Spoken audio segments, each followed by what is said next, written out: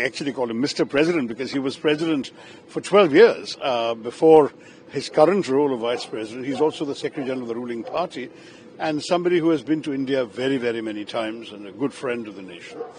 He showed a tremendous amount of understanding for our position on the current events with our neighbor.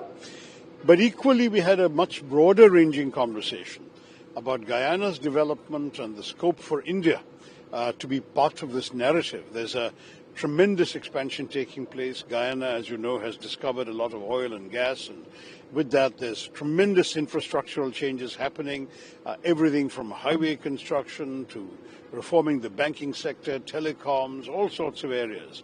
And there was a very clear signal that India would be welcome, and Indians would be welcome to participate in this process.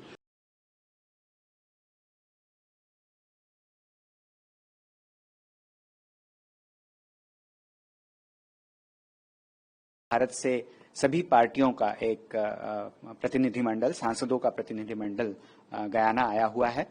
Guyana कई मायनों में महत्वपूर्ण है क्योंकि Guyana के साथ हमारे कई दशकों से बहुत ही अच्छे संबंध हैं और उसका कारण यह है कि गयाना की 40% से ज्यादा जनता जो है वो भारतीय मूल की है और उन्हें आज भी भारत से और भारत माता से बहुत प्यार है, बहुत लगाव है।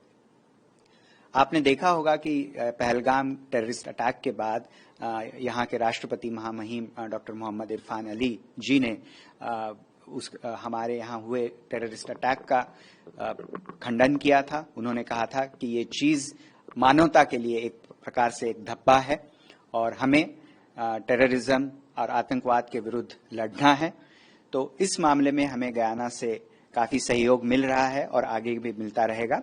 आपको शायद पता होगा कि गयाना अभी यूनाइटेड नेशन सिक्योरिटी काउंसिल का नॉन परमानेंट मेंबर भी है, तो उस मायने में भी गयाना से जो हमें सहयोग और जो उन्होंने जो संवेदनाएं प्रकट की हैं वो बहुत ही महत्वपूर्ण है।